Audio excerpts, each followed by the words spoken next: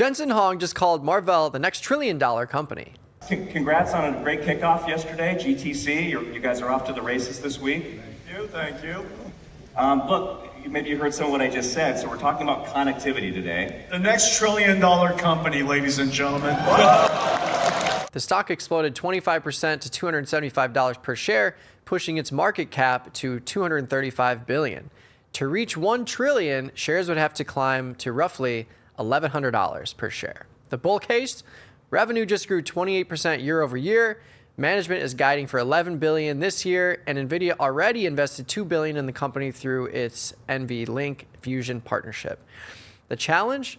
Marvell's been classic beat and sell stock with earnings reports, negative reactions in 3 of its last 4 earnings reports, and at current valuation multiples, revenue likely needs to quadruple to 40 to 45 billion before the trillion-dollar math really works.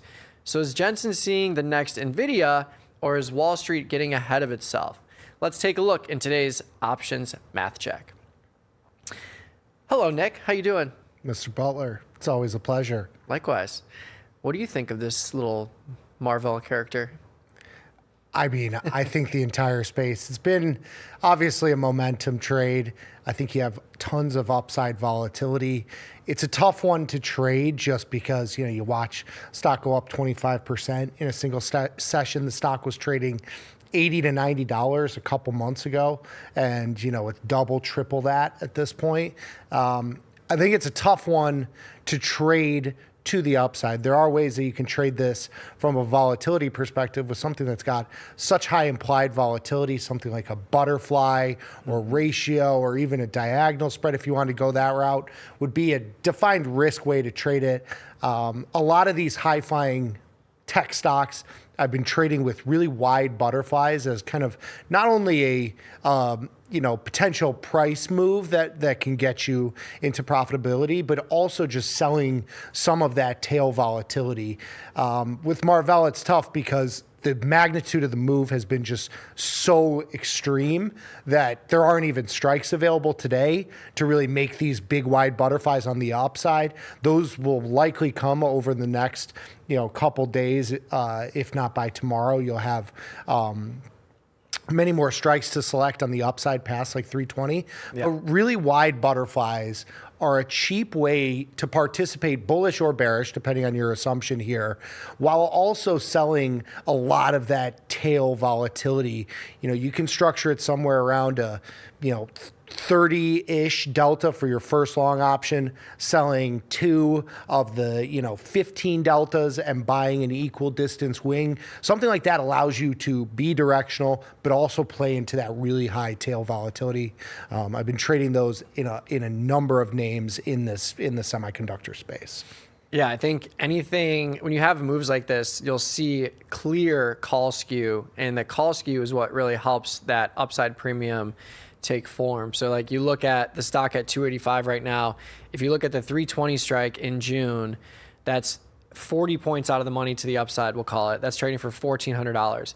You look at the 245 option to the downside, that's 40 points out of the money.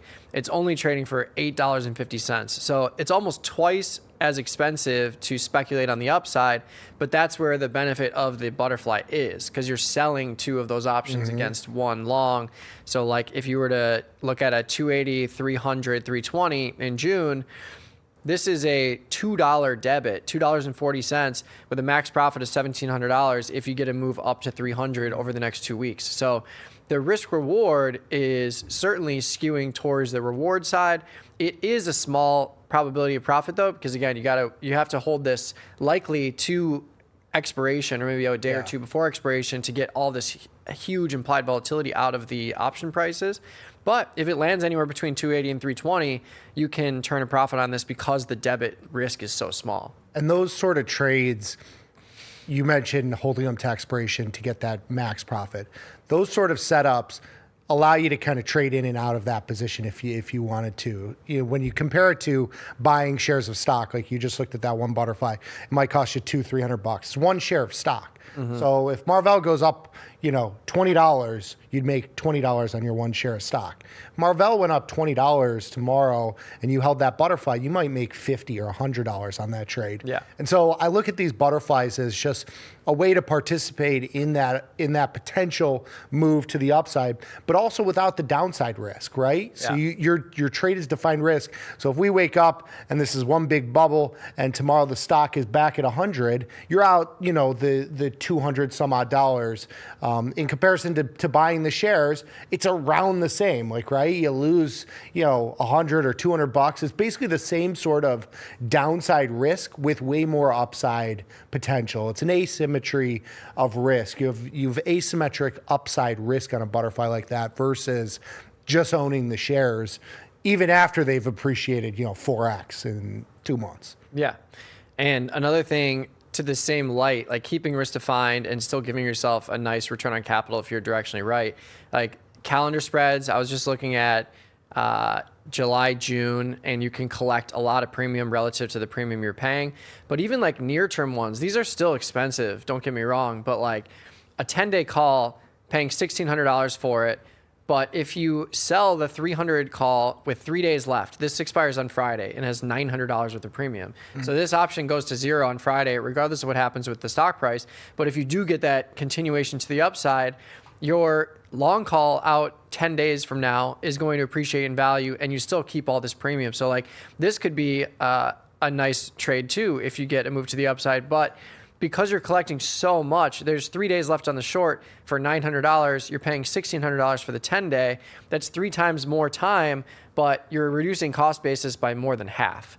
So it is really still focusing on that near-term implied volatility. Yeah. But again, it's still not that cheap. I do like the butterfly in that sense, where you can get a nice low debit and hold it and just see what happens over the next couple of weeks. Yeah. But I think to answer the question, like what would bring this stock to 1100? And is it possible? Well, when you look at something like Micron, Micron is really interesting because Micron is now a $1 trillion company. Mm-hmm.